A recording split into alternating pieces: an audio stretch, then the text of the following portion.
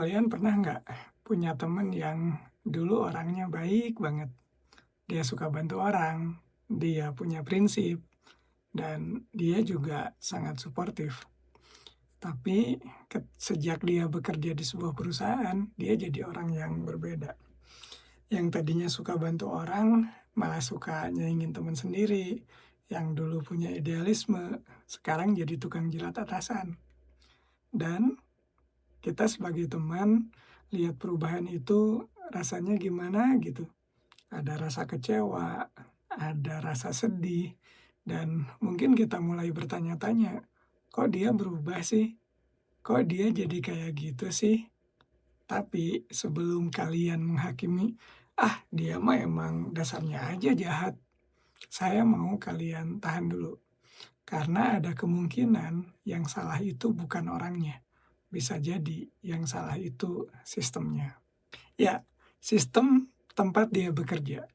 Di video ini saya mau jelasin kenapa sebuah sistem bisa merubah seseorang yang baik menjadi jahat.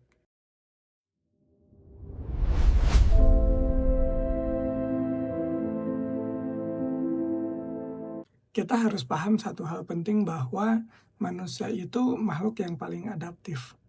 Kita bisa menyesuaikan diri dengan lingkungan di mana kita berada. Ini adalah kemampuan untuk bertahan hidup yang udah ada sejak manusia diturunkan ke bumi. Kalau lingkungannya baik, kita akan cenderung menunjukkan sisi baik kita. Kalau lingkungannya toksik, kita pun akan beradaptasi untuk bertahan hidup di sana. Dan kadang cara untuk bertahan hidup itu membuat kita melakukan hal-hal yang sebenarnya tidak sejalan dengan prinsip yang kita pegang. Nggak ada orang yang bangun tidur terus bilang, hari ini gue mau korupsi ah, hari ini gue mau jadi penjilat ah. Nggak ada, nggak ada yang kayak gitu. Nggak ada orang yang dari awal berniat untuk jadi orang jahat. Tapi ketika lingkungan memaksa, ketika sistem membentuk perilaku tertentu, ya mau nggak mau orang akan ikut terbawa sebagai cara bertahan hidup di tempat tersebut. Mungkin kamu bertanya, ah masa sih? Kan ada orang yang dasarnya jahat, kayak Abu Jahal misalnya. Itu mah emang dari sananya aja udah nggak bener. Nah, ini menarik teman-teman. Ada sebuah teori psikologi yang disebut dengan psikologi humanistik. Jadi menurut teori tersebut, manusia itu pada dasarnya baik. Kita semua sejak lahir punya dorongan untuk tumbuh, untuk berkembang, untuk menjadi versi terbaik dari diri kita sendiri. Jadi kalau fitrahnya manusia itu baik, terus kenapa bisa ada orang yang jahat? Kenapa bisa ada orang yang toksik? Kenapa bisa ada orang yang suka sikut-sikutan, yang suka jilat atasan? Nah, ada teori psikologi lain yang disebut behaviorisme, yang menyebutkan bahwa manusia itu dibentuk oleh lingkungan. Jadi gini, kita sebagai manusia cenderung mengulangi perilaku yang akan memberikan kita reward, yang akan memberikan kita penghargaan. Dan kita akan cenderung menghindari perilaku yang membuat kita mendapat punishment, yang membuat kita mendapat hukuman. Misalnya, kalau di kantor, orang yang jujur dan bekerja dengan integritas nggak dihargai, malah dianggap lambat atau kaku. Sementara orang-orang yang licik, yang suka cari muka, itu mendapatkan promosi dan bonus, kira-kira apa yang akan terjadi? Ya, orang-orang akan belajar bahwa untuk sukses di tempat itu mereka harus licik. Mereka harus cari muka, karena itulah yang diberi penghargaan. Jadi, bukan tentang orang yang berubah menjadi jahat, ini adalah tentang orang yang beradaptasi dengan sistem yang salah. Sistem di tempat kerja itu bisa berupa banyak hal. Bisa sistem KPI, sistem promosi, sistem bonus, cara berkomunikasi, cara pengambilan keputusan, dan masih banyak lagi. Dan sistem ini punya kekuatan yang luar biasa besar untuk membentuk perilaku orang-orang yang ada di dalamnya. Contoh, kalau di kantor itu yang dipedulikan hanya pencapaian target, tanpa peduli caranya, apa yang boleh, apa yang tidak boleh dilakukan, maka orang-orang hanya akan berusaha mengejar target itu. Bagaimanapun caranya, mereka akan berusaha mengejar angka tersebut. Sales misalnya, dia punya target 2 miliar per tahun. Dia bisa saja rela, misalnya menyogok, menyuap, menipu, dan lain-lain demi mencapai target tersebut. Itu terjadi karena perusahaannya nggak peduli sama caranya, hanya peduli pada angkanya.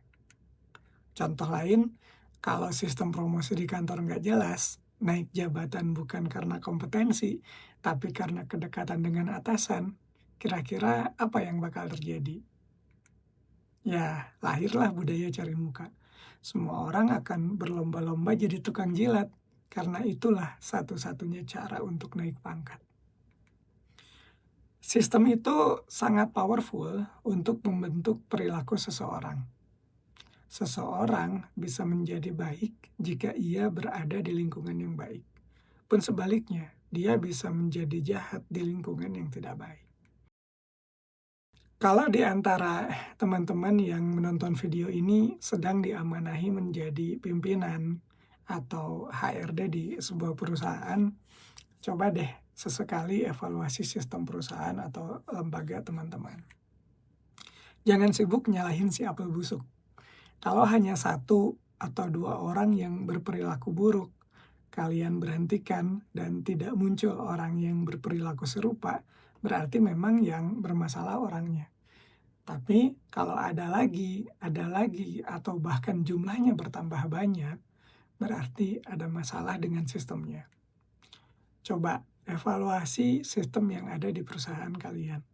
Coba audit dengan jujur, jangan-jangan sistem yang ada mencetak orang-orang yang berperilaku negatif. Kalau sistem promosi kalian subjektif, perbaiki itu. Buat kriteria yang jelas, buat kriteria yang transparan dan objektif. Perhatikan juga aspek kompetensi dan kinerja mereka.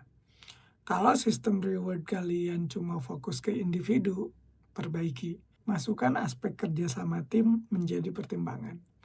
Kalau sistem KPI kalian cuma fokus ngejar angka tanpa memperhatikan cara, perbaiki juga. Masukkan aspek etika, aspek integritas, aspek kejujuran sebagai bagian dari penilaian. Karena percaya deh, kalau sistemnya sehat, orang-orang baik akan makin berkembang jadi lebih baik. Dan ujung-ujungnya perusahaan juga yang diuntungkan. Karena perusahaan dengan budaya kerja yang sehat itu lebih produktif, lebih inovatif, dan biasanya dapat bertahan dalam jangka waktu yang lebih lama. Kalau kalian adalah karyawan yang bekerja atau siapapun yang lagi bekerja di suatu tempat, coba luangkan waktu sejenak untuk refleksi.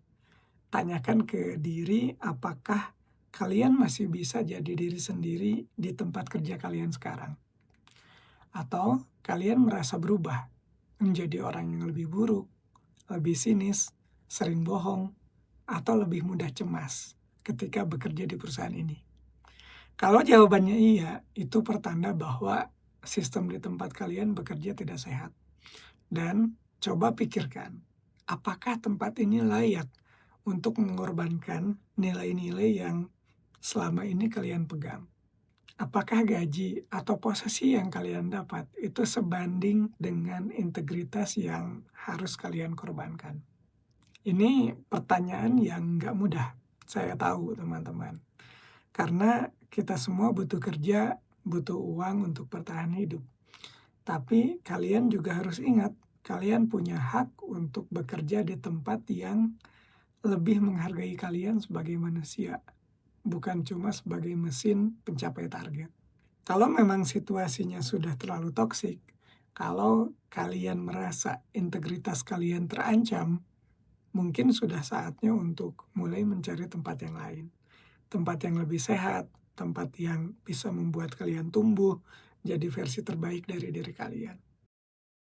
Intinya adalah orang baik yang bekerja di sistem yang buruk, lambat laun akan dipaksa untuk ikut-ikutan jadi buruk, karena sistem itu membentuk perilaku. Sebaliknya, orang baik yang bekerja di sistem yang sehat akan terus berkembang dan bahkan membuat lingkungan di sekitarnya jadi lebih positif. Jadi, pilihlah dengan bijak di mana kalian ingin berjuang, di mana kalian ingin menghabiskan waktu dan energi kalian. Karena sepertiga dari hidup kita dihabiskan untuk bekerja, dan itu terlalu berharga untuk dihabiskan di tempat yang toksik. Buat kalian semua yang sedang berjuang, yang mungkin lagi ada di situasi yang sulit di tempat kerja, saya doakan semoga kalian selalu dimudahkan, selalu dikuatkan, dan selalu sukses dimanapun kalian berada. Terima kasih sudah menonton sampai akhir. Sampai jumpa di video berikutnya. Semoga bermanfaat.